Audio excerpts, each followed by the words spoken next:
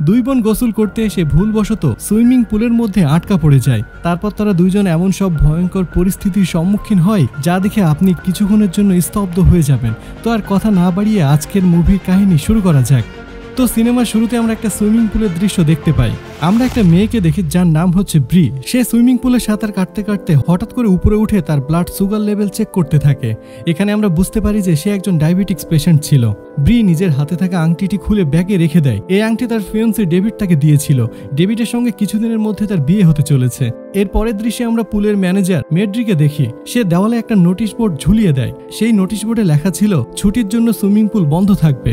Notice board টাঙ্গিয়ে দিয়ে manager অফিসে গিয়ে সেখানে একজন স্টাফ ক্লারাকে কিছু জিনিস চুরি করতে দেখে। পুলের ম্যানেজার এটা দেখার পর তাকে এসব কিছু চুরি করতে নিষেধ করে। কিছুক্ষণ পর ব্রিয়ের বোন জনা সুইমিং করতে পুলে আসে। এবার তারা দুই বোন মিলে নিজেদের মধ্যে ছোটবেলা সুইমিং পুলে আসা নিয়ে কিছু কথা বলতে থাকে। এরপর দুইজন সুইমিং পুলে নেমে যায়। তখনই ম্যানেজার সবাইকে পুল থেকে উপরে উঠে যেতে বলে। জনা ম্যানেজারকে বলে এখনো তো পুল বন্ধ হতে অনেক সময় আছে। ম্যানেজার তাদের বলে ছুটি বাড়ানোর জন্য পুল সম্পূর্ণভাবে বন্ধ হয়ে যাচ্ছে আর তোমাদের অবশ্যই নোটিশ বোর্ডটি পড়া উচিত ছিল। এরপর তারা দুই বোন সুইমিং পুলের উপরে উঠে পড়ে, কিন্তু পুল থেকে উপরে উঠে বি তার আংটিটি খুঁজে পায় না। তখন সে অনেক চিন্তিত হয়ে পড়ে, কারণ ওই আংটিটি তার হবু বরে দেওয়া ছিল। জনা সুইমিং পুলের নিচের দিকে তাকিয়ে দেখে সুইমিং পুলের নিচে জালের মতো শক্ত একটা জিনিসের মধ্যে আংটিটি আটকা পড়ে আছে। ব্রি সঙ্গে সঙ্গে সুইমিং পুলে লাফিয়ে পড়ে সেটি উদ্ধার করার জন্য, আর জনাও তাকে সাহায্য করার জন্য লাফ দিয়ে নিচে নেমে যায়। আসলে আংটিটি সেখানে শক্তভাবে বাঁধা রয়েছে, তাই তারা সহজে বের করতে পারছিল না। অন্যদিকে ম্যানেজার পুল বন্ধ করার জন্য চারদিকে দেখতে থাকে, কিন্তু সে কাউকে দেখতে পায় না, কারণ তারা তো দুইজন পানির মধ্যে একটু গভীরে ছিল। এরপর ম্যানেজার সেখান থেকে চলে যায়। এদিকে পুল বন্ধ হতে দেখে ব্রি এবং জনা খুব তাড়াতাড়ি উপরে উঠে যায় আর জোরে জোরে চিৎকার করতে থাকে, কিন্তু সেই আওয়াজ কারো কানে পৌঁছায় না, কারণ ম্যানেজার ততক্ষণে বাইরে বেরিয়ে গিয়েছে। এরপর দুইজন পুলের কভার ভাঙার চেষ্টা করে, কিন্তু এটি ফাইবার কাচের বানানো, তাই ভাঙা সম্ভব ছিল না। তাই দুই বোন খুব ভয়ঙ্করভাবে এখানে ফেসে যায়। ব্রি ভীষণ ঘাবড়ে যায়, কিন্তু জনা তাকে সান্ত্বনা দেয় এবং চিন্তা করতে বারণ করে। তারা দুইজন আলোচনা করে ঠান্ডা মাথায় এটা সিদ্ধান্ত নেয় যে আমাদের পুলের সমস্ত দিকে যেতে হবে এবং কোনো একটা দিক থেকে বেরোনোর একটা রাস্তা বের করতে হবে। এরপর দুইজন চারদিকে বেরোনোর পথ খুঁজতে থাকে। জনা একটা ছোট গর্ত দেখতে পায়, কিন্তু এটা এতটাই ছোট ছিল যে সেখান দিয়ে একটা মানুষের হাতও বের হওয়া সম্ভব না। এখানে তাদের কাছে কোনো শক্ত জিনিসও ছিল না যেটার মাধ্যমে গর্তটাকে আরো একটু বেশি বাড়ানো যায়। অন্যদিকে ব্রি দুইটা ফাইবারের টুকরা পায় এবং সেগুলো দিয়ে পুলের গর্ত কাটার চেষ্টা করে, কিন্তু কোনো লাভ হয় না। এরপর তারা দুইজন কথা বলতে শুরু করে। ব্রি জনাকে বলে ডেভিড তাকে বিয়ে করতে চলেছে আর এটা তাদের এঙ্গেজমেন্টের রিং ছিল।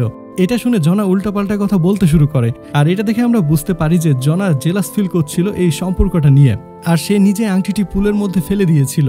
সুইমিং পুলে আটকা পড়ে যাওয়ার ঘটনার জন্য জনা নিজেই দায়ী ছিল। সে আংটিটি সুইমিং পুলে না ফেললে তারা এতক্ষণে বাইরে বেরিয়ে যেত। এরপর ব্রি আবারও চেষ্টা করে আংটিটি সেখান থেকে বের করে আনার জন্য। ব্রি এখান থেকে বেরোনোর পথ খুঁজতে থাকে। ব্রি জনাকে বলে নিচে বেরোনোর একটা পথ আছে, যদি তুমি সাহায্য করো তাহলে হয়তো এই গেটটা খুলতে পারবো। কিন্তু জনা তাতে রাজি হয় না, কারণ তার জলের মধ্যে ডুবতে একটু ভয় লাগে। তাই ব্রি একাই এগিয়ে গিয়ে গেটটি খোলার চেষ্টা করে, কিন্তু এতে কোনো লাভও হয় না, আবার কোনো কাজও হয় না। এখানে জনা জানতে পারে ব্রি 3 বছর ধরে ডায়াবেটিক্স রোগে ভুগছে এবং সময় মতো ইনজেকশন না পেলে সে কোমাতেও যেতে পারে। এসব শুনে জনার অনেক কষ্ট হয়। সকাল থেকে রাত্রি হয়ে গিয়েছে, কিন্তু এদের বাঁচাতে এখন পর্যন্ত কেউ আসেনি। জনা ব্রিয়ের হাতে পোড়া দাগটি কিভাবে হয়েছে সেটা জানতে চাচ্ছিল। ব্রি তাকে রেগে বলে এই কথা তোমাকে আমি আর কতবার বলবো, কিন্তু জনা তবুও জিজ্ঞেস করে, কারণ ব্রি তাকে কোনোদিনই কখনোই সম্পূর্ণ ঘটনাটা বলেনি। এরপর ব্রি বলতে শুরু করে ছোটবেলায় তার বাবা অনেক বেশি ড্রিঙ্কস করে বাড়ি ফিরে আসে এবং বাড়িতে এসে সিগারেট জ্বালাতে গিয়ে লাইটারের আগুনে বাড়িতে আগুন লেগে যায়, আর এই কারণে তার হাত পুড়ে গিয়েছে এবং সে এটাও বলে যে তার বাবা তাকে ফিজিক্যালি অ্যাসিস্ট করার চেষ্টা করত। এরপর জনা তার জীবনের ঘটনা বলতে থাকে। সে বলে আমার নেশা করার অভ্যাস হয়ে গিয়েছে, এখন আমাকে নেশা মুক্তি কেন্দ্রে যেতে হচ্ছে। তারা দুইজন কথা বলার সময় পুলের বাইরে কারো আওয়াজ শুনতে পায়। আসলে এখানে ক্লারা এসেছে। এটা সেই মেয়ে যে সিনেমা শুরুর দিকে চুরি করতে গিয়ে ম্যানেজারের কাছে ধরা পড়ে গিয়েছিল। ব্রি চিৎকার করে তাকে ডাকতে থাকে এবং তাকে সাহায্য করতে বলে, কিন্তু ক্লারা অদ্ভুত ধরনের ছিল। সাহায্য করার পরিবর্তে সে ব্রিয়ের মানি ব্যাগ খুঁজতে থাকে এবং তার মানি ব্যাগ থেকে মোবাইল এবং এটিএম কার্ডটি বের করে নেয়। এবার সে তাদেরকে মোবাইলের পাসওয়ার্ড এবং এটিএম এর পিন জিজ্ঞাসা করে। পরিস্থিতির শিকার হয়ে তারা তাদের নিজেদের পাসওয়ার্ড এবং পিন দিতে বাধ্য হয়। মোবাইলের হোম স্ক্রিনে ব্রি এবং ডেভিডের ছবি দেখে আমরা বুঝতে পারি যে ব্রি সত্যিই ডেভিডকে অনেক ভালোবাসে। ক্লারা নিজের ধরা পড়ার ভয়ে সেখানকার সব সুইচ অফ করে দেয় এবং তাদের সামনে এসে নিজেদের ব্যাপারে কিছু কথা বলতে থাকে। সে বলতে থাকে যে সে একসময় জেলে ছিল এবং তার বাচ্চাকে বাঁচানোর জন্য তাকে কতটা স্ট্রাগল করতে হয়েছে। এসব কথা বলে সে সেখান থেকে চলে যায়।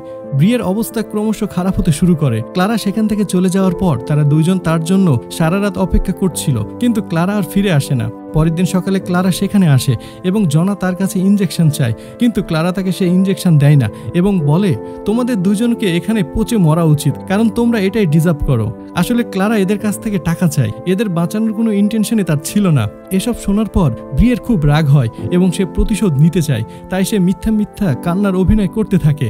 আর যখন ক্লারা সেখানে কান পেতে কান্না শুনতে যায়, ঠিক তখনই ব্রি ফাইবারের টুকরোগুলো তার কানে ঢুকিয়ে দেয়। এতে ক্লারার কান ফুটো হয়ে রক্ত বেরিয়ে যায়। আর এতে সে রেগে গিয়ে পুলের ক্লোরিন সাপ্লাই অন করে দেয়, যাতে তারা দুইজন অক্সিজেন না পেয়ে সেখানে মারা যায়। তখনই তার মনে পড়ে যে তারা দুইজন যদি মারা যায় তাহলে তাকে আবার জেলে যেতে হবে, তাই সে ক্লোরিন সাপ্লাই বন্ধ করে দেয়। এবার সে তাদের কাছে গিয়ে সব থেকে দামি জিনিসটা চায়, আর তাদের কাছে সব থেকে দামি জিনিসটা ছিল আংটি। তাই ব্রি তাকে সেই আংটিটি দিয়ে দেয় এবং এই আংটিটি পেয়ে সে সেখান থেকে চলে যায়। আরও একটি রাত পেরিয়ে যায় এবং ব্রিয়ের অবস্থা আরও খারাপ হতে থাকে, আর জনা ভীষণ পস্তাতে থাকে। সে ব্রিয়ের কাছে ক্ষমা চায়। এর পরের দৃশ্যে আমরা দেখতে পাই পুলের কভার খুলে দেওয়া হয়েছে এবং ডেভিড ব্রিকে বাঁচিয়ে নেয়। কিন্তু কিছুক্ষণ পর আমরা বুঝতে পারি এগুলো ব্রিয়ে স্বপ্ন দেখছিল। ব্রিয়ের ঘুম ভেঙে গেলে সে দেখতে পায় জনা আত্মহত্যার চেষ্টা করছে। ব্রি এখানে এসে বোঝায় যে তারা দুইজন অবশ্যই এখান থেকে বেরিয়ে যাবে। এরপর তারা দুইজন মনে সাহস জুগিয়ে আবার সেই লোহার জালটি খোলার চেষ্টা করে। এবার তারা একটি টাওয়ালের সাহায্যে সেটি খুলে ফেলতে সক্ষম হয়। খুলে ফেলার পর উপরে এসে জনা দেখে ব্রি অজ্ঞান হয়ে গিয়েছে। এই লোহার জালি দিয়ে জনা নিজের সমস্ত শক্তি দিয়ে পুলের কভারে আঘাত করে এবং পুলের কভার ভেঙে যায়। জনা খুব তাড়াতাড়ি করে ব্রিকে বাইরে নিয়ে আসে এবং খুব দ্রুত তাকে ইনজেকশন পুশ করে দেয়। তখনই ক্লারা এসে তাদের দুজনের উপরে বন্দুক তাক করে। আসলে তার ভয় এটাই যে তারা দুজন যদি এখান থেকে পালিয়ে গিয়ে সবাইকে বলে দেয় তাহলে সে তো ফেঁসে যাবে, তাই সে তাদের দুজনকে মারার চেষ্টা করে, কিন্তু ক্লারা তাদেরকে মারতে পারে না এবং ব্রিয়ের আংটি জনার হাতে ফিরিয়ে দেয়। জনা পুলিশকে ফোন করে এবং ক্লারাকে সেখান থেকে চলে যেতে বলে। ক্লারা সেখান থেকে চলে যায়। এরপর পুলিশ এসে তাদের দুজনকে রেস্কিউ করে নেয়। এবার ব্রি সুস্থ হয়ে যায় এবং জনা সেই আংটি তাকে দিয়ে দেয়। আর এখানে এই সিনেমাটি শেষ হয়ে যায়।